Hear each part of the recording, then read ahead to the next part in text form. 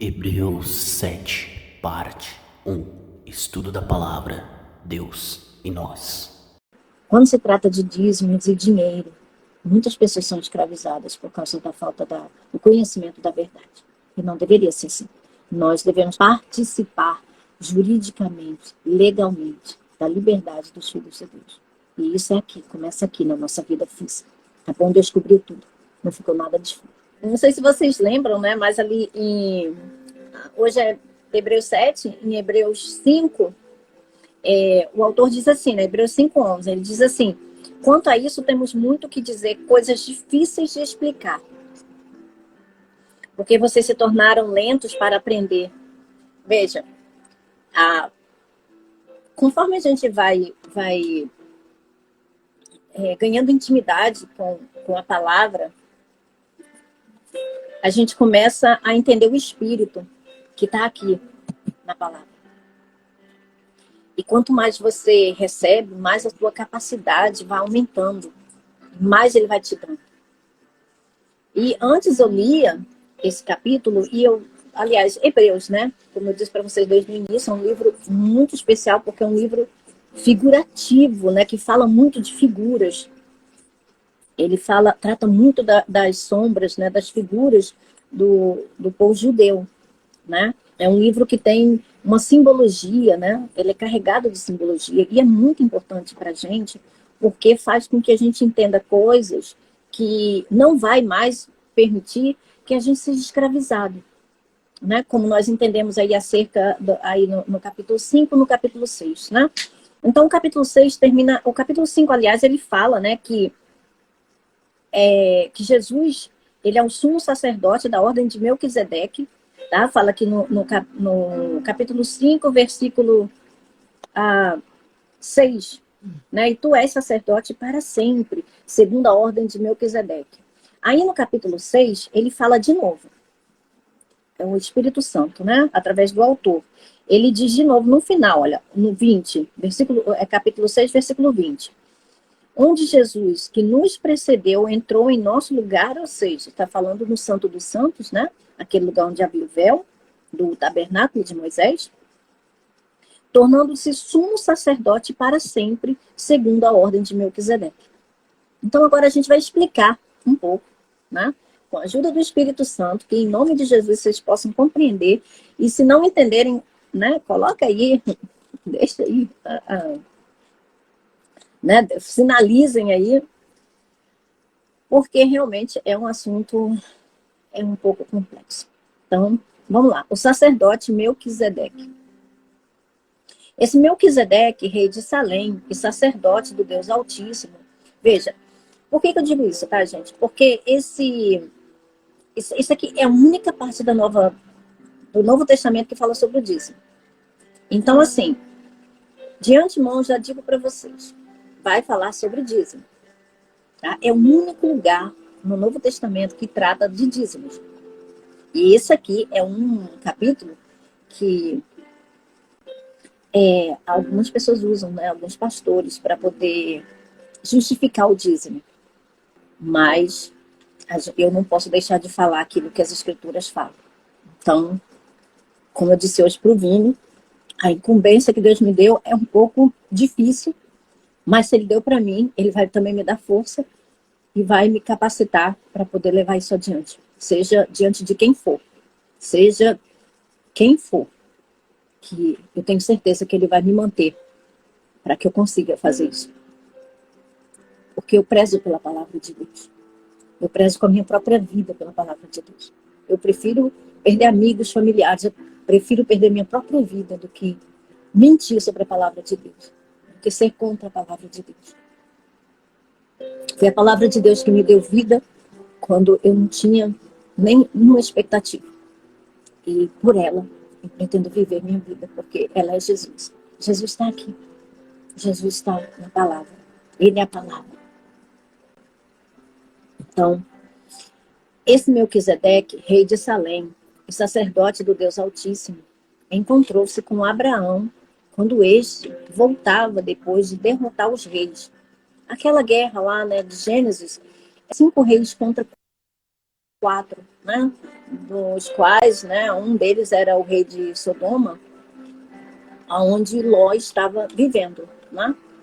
Então, Ló acabou sendo levado, né, no meio dessa guerra, e os 5 reis perderam para os 4, né, e Ló e tudo que ele tinha, né, a família dele, todos os bens dele foram levados, né, juntamente com as outras pessoas e todos os bens desses lugares, dos lugares que perderam, né? Então, e Abraão lhe deu, voltava depois de derrotar os reis, ou seja, veja, Abraão com 318 homens treinados na sua casa. Treinados por quem? Treinados pela unção do Espírito Santo, né? Venceu. Com 318 homens, ele venceu 4 reis que tinham vencido 5. 5 nações. Você vê o poder de Deus. Deus não perdeu o poder dele. Ele continua sendo o mesmo hoje. Para todo sempre. Então, quando este voltava depois de derrotar os reis, tá? Quem quiser ler isso daí, está descrito no Gênesis 14, tá? Então, Abraão lhe deu o dízimo de tudo. Em primeiro lugar, seu nome significa rei de justiça, ou seja, o Melquisedeque, né? Sem pai, sem mãe, sem genealogia, sem princípio de dias, nem fim de vida. Por quê? Porque não tem nenhum histórico, tá, nas escrituras a respeito desse Melquisedeque. Só se sabe isso. A única aparição dele e com essa designação. Então, feito semelhante ao Filho de Deus, ele permanece sacerdote para sempre. Mas veja, ele era um sacerdote muito diferente, porque ele também era rei. E geralmente isso não era, essas duas funções não eram a mesma pessoa. Ou era sacerdote, ou era rei. Entende? Então, ele é, como o pastor Joseph Prince fala, né? O pastor Joseph Prince, ele é um mestre, né? E ele é muito mais... tem mais conhecimento, né, no grego, no hebraico. Ele diz, né, que Melquisedeque é um tipo de Cristo. É um tipo de Cristo pré-encarnado. E veja, as escrituras fazem uma certa semelhança a isso, né? Uma certa analogia a isso. Considerem a grandeza desse homem. Até mesmo o patriarca Abraão lhe deu o dízimo dos despojos. A lei requer dos sacerdotes entre os descendentes de Levi que recebam o dízimo do povo. Ou seja, né, nós sabemos que são os descendentes de Levi que recebem os dízimos, né? Isto é, dos seus irmãos. Os dízimos dos irmãos, como hoje, né? Isso, veja, isso é uma ordenança da lei judaica, dos judeus. Mas foi incorporada para os gentios também. Veja, o apóstolo Paulo nunca instituiu isso. Em todas as cartas do apóstolo Paulo, eu não achei ainda nenhum lugar que ele fale sobre dízimos.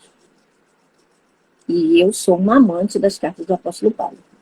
Então, se algum de vocês acharem aí algo que o apóstolo Paulo falou sobre dízimos, por favor, vocês me mandem aí no direct, porque eu realmente não encontrei. A não ser aqui em Hebreus, né, como eu disse no início, é o único lugar que fala-se sobre dízimos, né? E quando Jesus também falou, mas foi uma breve exortação que ele deu ali aos fariseus e os saduceus, né? Foi uma repreensão.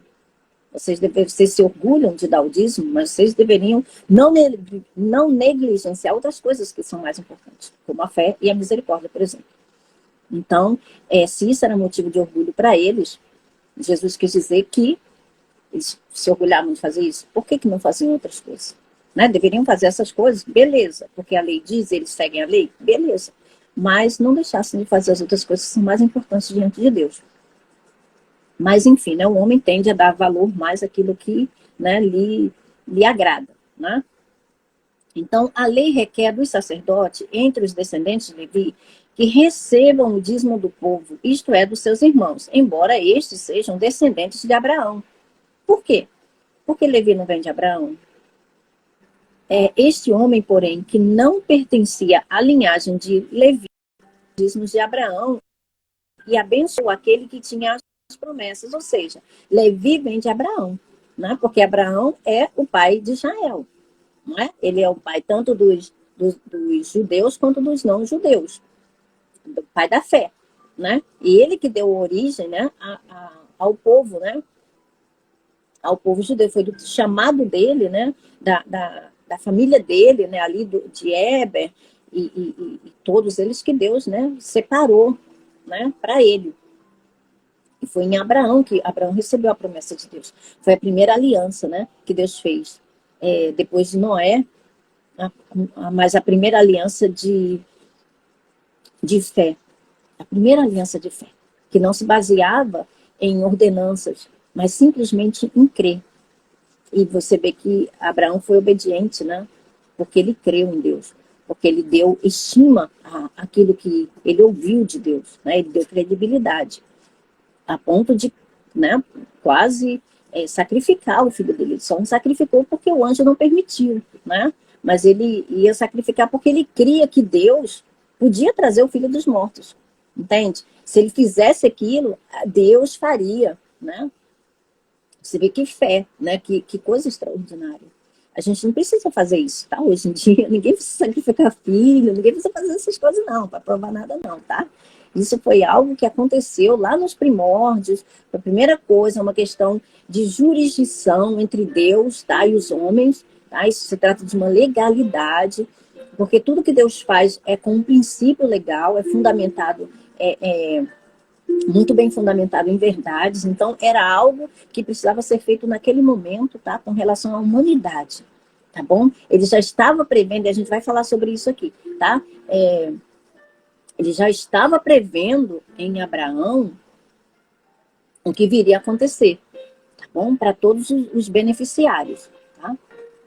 Então, esse homem, porém, que não pertencia à linhagem de Levi, recebeu os dízimos de Abraão e abençoou aquele que tinha as promessas, ou seja, era Abraão que tinha as promessas, né? Sem dúvida alguma, o inferior é abençoado pelo superior, viu? Ou seja, sempre que alguém abençoa, é porque essa pessoa que está abençoando, né, ela está acima daquele que está recebendo a bênção. Então, o inferior é abençoado pelo superior. Ou seja, Melquisedeque era superior a Abraão. No primeiro caso, quem recebe o dízimo são homens mortais. Ou seja, os levitas, né? Os descendentes de Levi. No outro caso, ou seja, no caso de que Abraão deu, né? No caso de Melquisedeque, é aquele de quem se declara que vive. Por quê? Porque o sacerdócio de Melquisedeque é eterno. Entende? E nos capítulos anteriores a gente não viu que o Espírito Santo disse que Jesus, né, ele é dessa ordem, e foi com juramento que Deus disse isso para Jesus, sacerdote para sempre por Melquisedeque. Então, o sacerdócio de Jesus vem de Melquisedeque. É um sacerdócio semelhante, ou Melquisedeque é uma figura de Cristo, pré-encarnado. Entende? Então, é um sacerdócio eterno. Fala-se de algo eterno, que não é desse mundo, que não é humano, que não é natural. É tanto que o pai da fé, o pai de todos os israelitas, o pai de todos, inclusive Jesus, né, é semente de Abraão. Né? Enfim, né, ele deu os dízimos, né, de tudo para Melquisedeque. Abraão deu os dízimos para Melquisedeque. Agora veja, Levi não é semente de Abraão? Levi não vem de Abraão? Né? Os judeus não vêm de Abraão? Né? Eles não falam que Abraão é o pai deles? Lembra aquela discussão toda com Jesus? Nós somos filhos de Abraão. Né? Os judeus, né, eles se julgam filhos de Abraão, eles se dizem filhos de Abraão, porque verdadeiramente são, né? Em termos em termos naturais, né? Em termos de descendência, né, natural. Porque eles são israelitas. Né? Nós não éramos, né, a não ser pela fé. Olha só o que a palavra diz. Então, pode-se até dizer que Levi que recebe, por que recebe presente? Porque os judeus continuam dizimando, eles continuam dentro da lei. Eles não receberam Jesus. Lembra ali em Atos que a gente tem, né, ensinado a vocês A perseguição ferrenha dos judeus contra o apóstolo Paulo, porque o apóstolo Paulo prega a graça, e a graça, né, ela anula a lei, então torna a lei, né, os rudimentos da lei desnecessários, porque eles foram cumpridos em Cristo. Então, é uma visão espiritual, enquanto eles ainda estão presos aos rudimentos naturais, humanos, né, das tradições humanas. Então, essa é a dificuldade dos judeus, de compreenderem a graça. É porque eles não querem largar, né, as suas tradições. Então, ele diz, né, que pode-se até dizer que Levi, que recebe os dízimos, recebe, porque ainda recebe, né, eles ainda têm essa prática dos dízimos, inclusive muitas igrejas que não são lá de Israel, né, igrejas brasileiras, igrejas de todo mundo, né, ainda praticam ainda os dízimos, né, eles praticam. Então, recebe presente, né? Recebe os dízimos. Então, pode-se até dizer que Levi, que recebe os dízimos, entregou-os por meio de Abraão. Por quê? Porque Levi ainda não tinha nascido. Né? Vamos dizer que ele estivesse ainda no corpo de Abraão. Entende? Ou seja, isso aqui é uma linguagem espiritual. Por quê? Porque o espírito está fora do tempo. Então, ele pode dizer algo como sendo presente, entende? Sendo que isso ainda nem aconteceu. Vê como que Deus fala? Como é que é a forma que Deus fala? Por exemplo, quando Deus diz assim, na palavra dele, né, como está ali em Efésios, vocês foram salvos, foram salvos. Fala de quê? Fala de passado, né? Por quê? Porque isso está fora do tempo, né? A palavra de Deus, ela está fora do tempo. Então, o que ele já fez para a gente, né, fica fora do tempo. Porque ele só espera que nós venhamos o quê? A receber. Entende? É por isso que Deus é onisciente, onipresente e onipotente. Entende? Ele tem todo o domínio de todo o tempo. Então, aqui, essa linguagem é uma linguagem espiritual. Então, no primeiro caso, pode-se então dizer que Levi, que recebe os dízimos, entregou-os por meio de Abraão. Pois quando Melquisedeque se encontrou com Abraão, Levi ainda não havia sido gerado. Viu? Levi ainda não tinha sido gerado. Então, vamos dizer assim, essa semente, né? Esse alguém que ainda ia existir, não existia ainda, mas aqui a gente está falando de algo que é passado. Né? Está falando de coisas que já aconteceram. Então, o Abraão, quando deu os dízimos a Melquisedeque, que é uma figura de Cristo, ele deu por Levi também. Ele entregou o dízimo por Levi também. Agora, veja, isso não é mágica. Vamos ver Gálatas 3, do 7 ao 18. Estejam certos, portanto, de que os que são da fé é que são filhos de Abraão. Prevendo, olha, veja, prevendo, viu? É algo que ainda, né, não tinha acontecido, mas as escrituras previam. Veja, prevendo a escritura que Deus justificaria os gentios pela fé, anunciou primeiro as boas novas a Abraão, né? Prevendo a escritura que Deus justificaria os gentios pela fé, ou seja, iria justificar, entende? Veja, é um futuro, né? É um futuro do pretérito. Ele ia fazer. Era algo que já estava sendo previsto pela escritura, que ele então anunciou primeiro as boas novas a Abraão. Por meio de você, todas as nações serão abençoadas, todas, sejam judeus ou não judeus. Veja, a parte do mundo que pertencia a Deus era o povo judeu, o resto do mundo não. Eram gentios, chamados gentios, ou não judeus, ou chamados pagãos, né? Ou incircuncisos, como os judeus chamavam esses outros povos, né? Que no caso nós estamos aí né, no meio. Todas as nações seriam abençoadas. Assim, os que são da fé são abençoados em Abraão, homem de fé. Já os que se apoiam na prática da lei estão debaixo da maldição. Viu? Quem está debaixo da lei está debaixo de maldição. Por quê? Pois está escrito, maldito todo aquele que não persiste em praticar todas as coisas escritas no livro da lei. Então, se a pessoa está debaixo da lei, ela tem que cumprir tudo. Não adianta cumprir apenas uma coisa, ou duas, ou três, ou 8, ou 9. Tem que cumprir tudo. É evidente que diante de Deus ninguém é justificado pela lei. pois o justo viverá pela fé. Viu? Isso diante de Deus. A lei não é baseada na fé. Então, veja, se uma pessoa está em obediência à lei, ela não está vivendo pela fé. Isso é Deus que está dizendo. Isso aqui é mediante a forma como Deus pensa. Ou seja, quem é da lei não é da fé. Por quê? Porque a lei é só fazer, fazer, fazer, fazer. A fé não. A fé você precisa crer. Você só faz depois que você crê. Você crê e aí você faz. É por isso que Tiago falava, mostra a tua fé sem obra, que eu mostro as minhas obras com fé. Entende? Por quê? Porque, como ele dizia, assim como o corpo sem espírito está morto, a fé sem obra está morta. Por quê? Porque você crê e você faz. E esse foi Abraão. Abraão não foi justificado por Deus por causa das obras que ele fez, não. Embora fossem obras, né, que até os judeus hoje falam, e todo mundo fala sobre elas. Mas Deus não justificou ele por causa de obras. Deus justificou porque ele creu. Ele creu tanto em Deus que ele foi capaz de fazer coisas extraordinárias. Por causa da fé que ele depositou em Deus. A ponto de quase sacrificar o seu próprio filho. Mas Deus não queria que ele sacrificasse o próprio filho. Ele só queria que ele fosse o pai da fé. Tanto de judeus quanto de nós que não somos judeus. Por isso essas coisas estão escritas. Para que nós hoje pudéssemos participar dela de forma fundamentada. Não é sem fundamento, assim, é porque alguém inventou e foi por ali apregoando essas coisas, não. De forma fundamentada nas escrituras.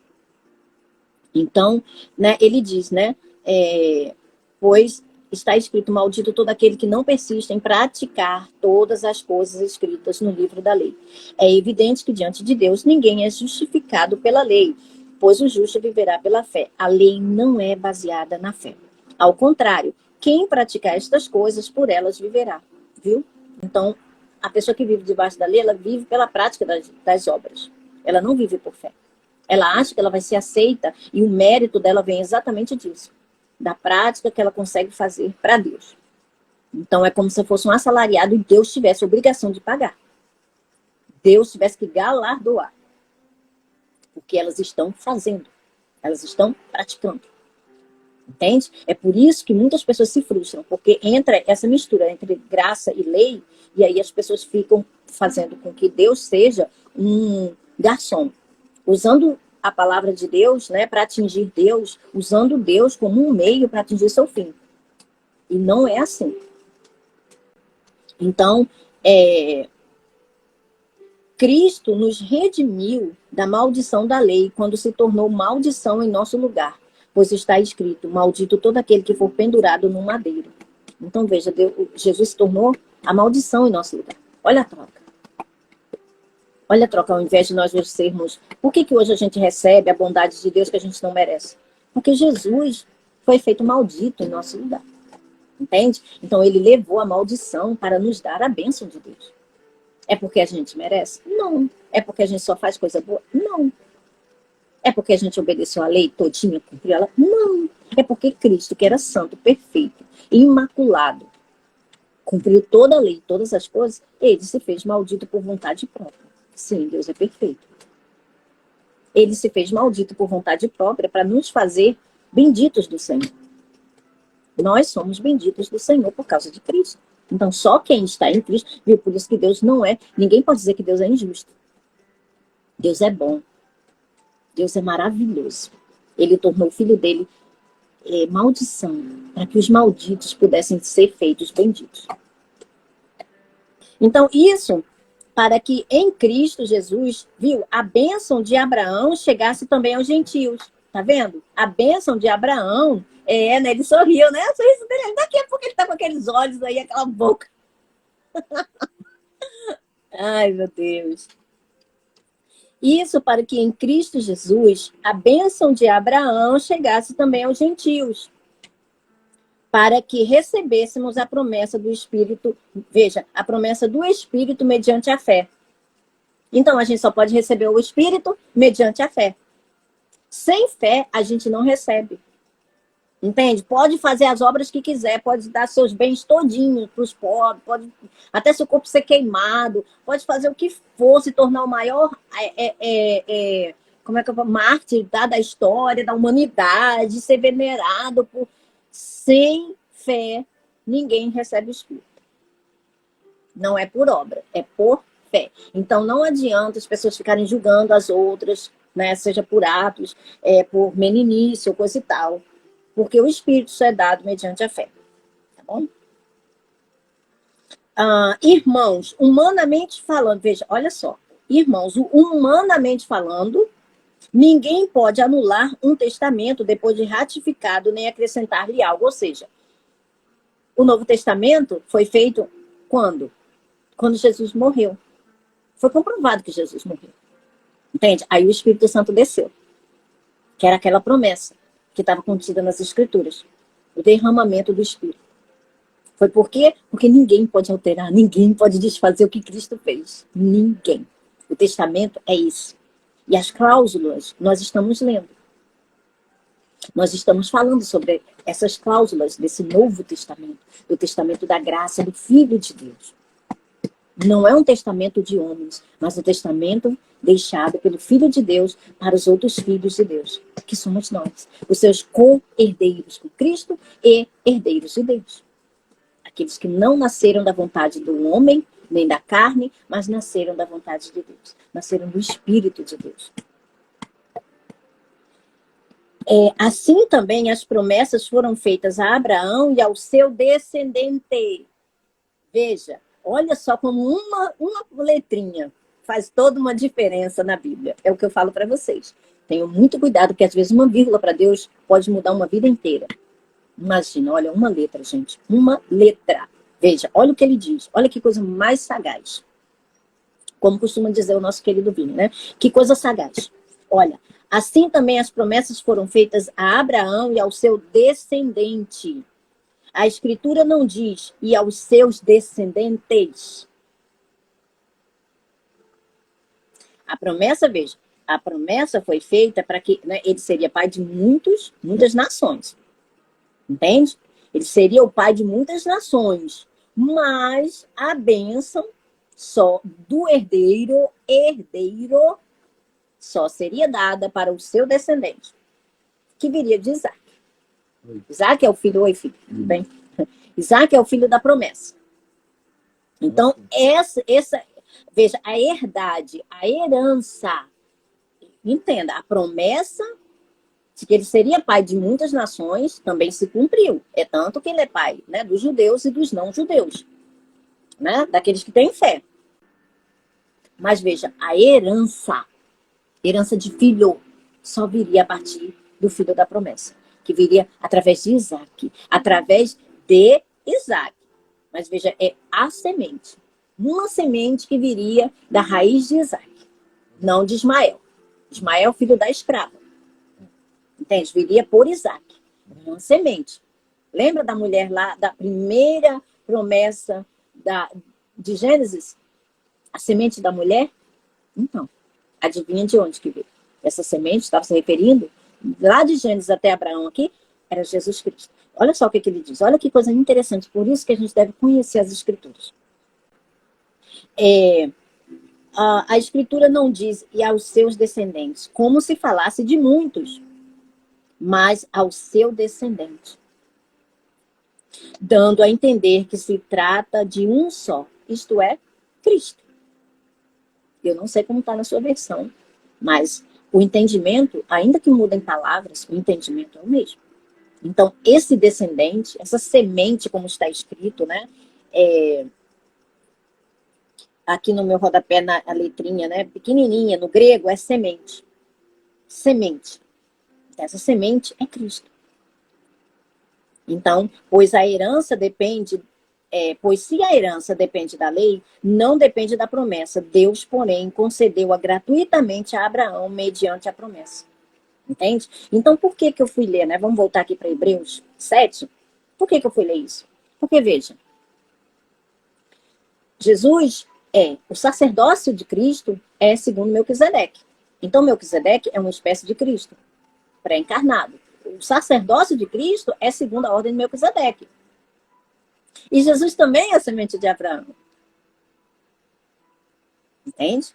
Então, vamos construindo o nosso raciocínio, né? Para que vocês consigam entender, tá bom? Por que dízimo não é praticado segundo a graça, tá bom? Vamos lá. E isso são as coisas difíceis que o próprio autor disse que verdadeiramente são e dão um nó na nossa cabeça se nós não tivermos alicerçados na palavra.